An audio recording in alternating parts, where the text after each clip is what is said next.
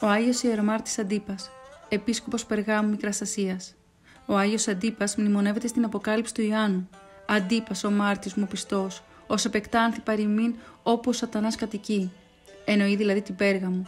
Οι κάτοικοι αυτής της πόλεως ζούσαν στο σκοτάδι της ειδωλολατρείας και σε ακραία ανηθικότητα. Ήταν σκλάβοι των παθών τους, συκοφάντες, τύρανοι και μομίκτες. Με άλλα λόγια, ήταν υπηρέτες του Σατανά.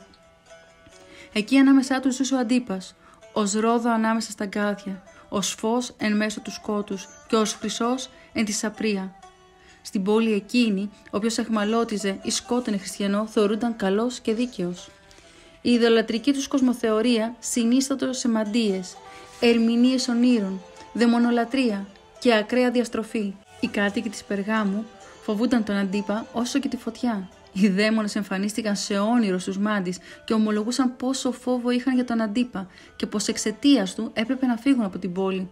Τότε οι ιερείς των ειδόλων συγκέντρωσαν εναντίον του Αντίπα ένα μεγάλο πλήθος πολιτών, οι οποίοι τον ανέκριναν προσπαθώντας να τον αναγκάσουν να αρνηθεί τον Χριστό και να προσκυνήσει τα είδωλα.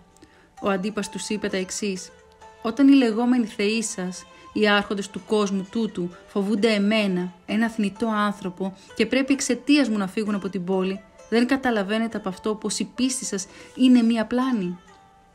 Ο Άγιος τους μίλησε για τη χριστιανική πίστη ως τη μία αληθινή σωτήρια πίστη. Αυτοί, μενόμενοι σαν άγρια θηρία, έστειλαν βία στο γέροντα Αντίπα στο ναό της Αρτέμιδος. Εκεί μπροστά στο βωμό είχαν τοποθετήσει ένα χάλκινο ομοίωμα βοδιού. Πύρωσαν στη φωτιά το ομοίωμα του ζώου και έριξαν μέσα τον υπηρέτη του Θεού, Αντίπα. Μέσα από το φλεγόμενο βόδι ανέβαινε η δοξολογία του Αγίου, ο οποίος υμνούσε και ευχαριστούσε τον Θεό ως άλλος Ιωνάς στην κοιλιά του κήτους ή όπως οι τρεις πέδες εν καμίνο.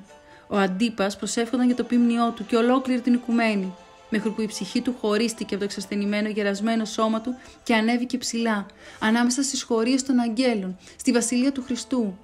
Ο Άγιος τελειώθηκε μαρτυρικός το έτος 92 και έλαβε το άφθαρτο στέφανο της δόξης.